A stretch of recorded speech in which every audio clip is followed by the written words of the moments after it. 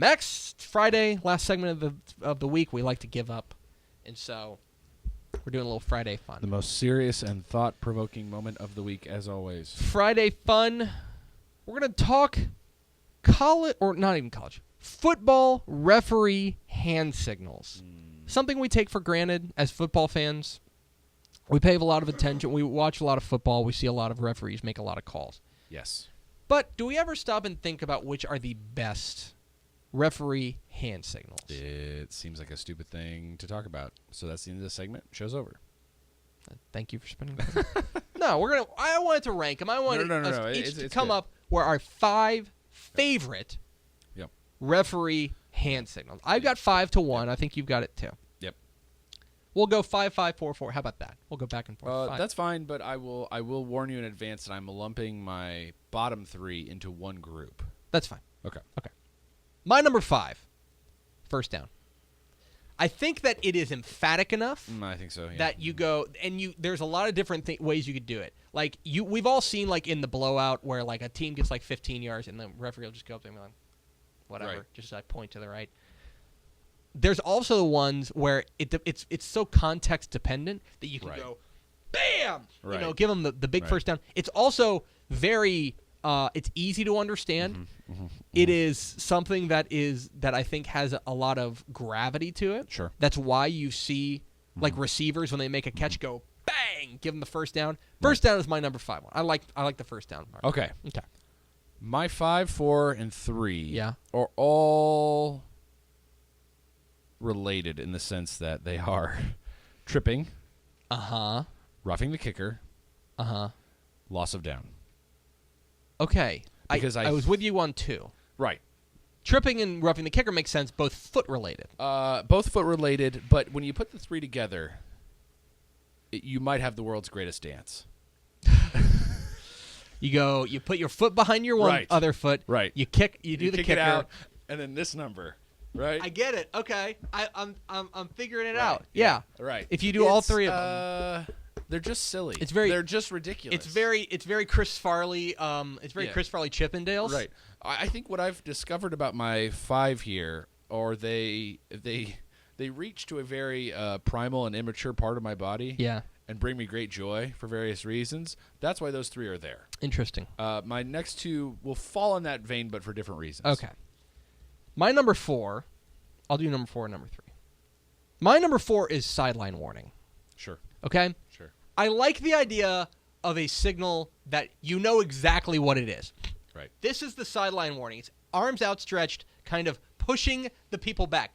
That's exactly what you would do to indicate it. Right. That is so perfect for that anything else would just be more confusing.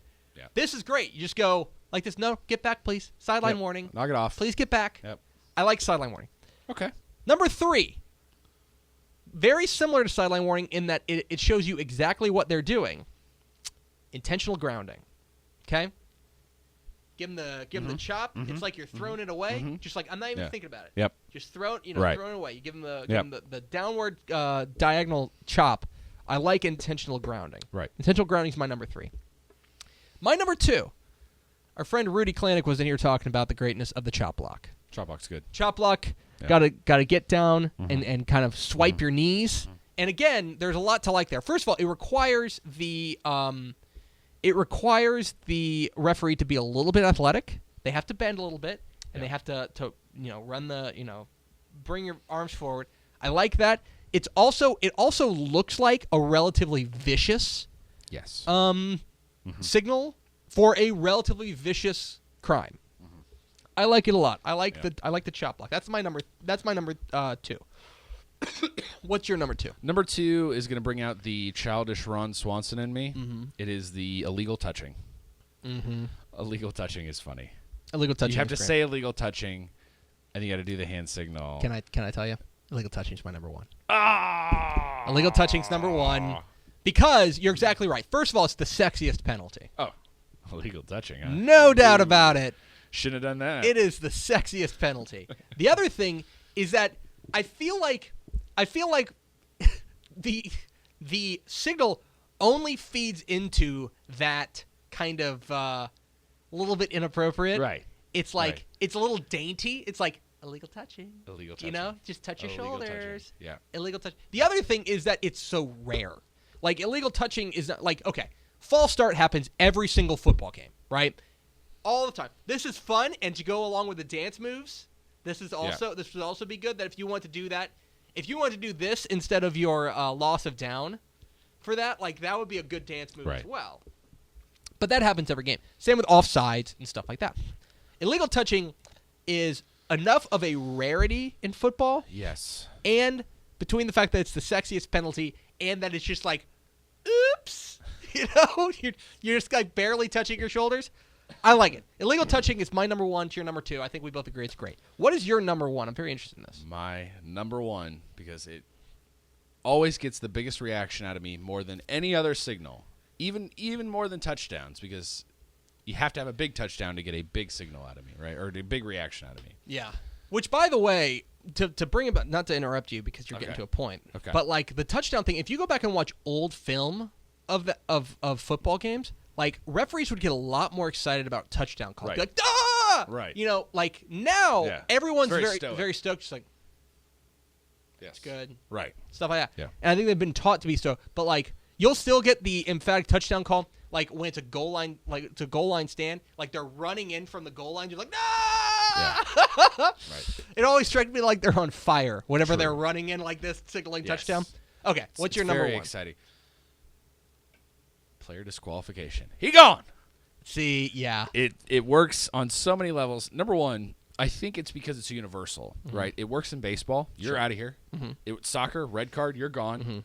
It is you idiot, you did the dumb thing, and now you're out of here. You know what? You're gone. I don't even want to look at you. Yeah. You know, yeah. I think lost. I can get on board with that. As a sports writer. And it happens rarely. And when it happens, it's a big deal. It's a big deal, and as a sports writer, something that happens, it happens as a fan too, but as a sports writer, you're sort of trying to watch the game and log it.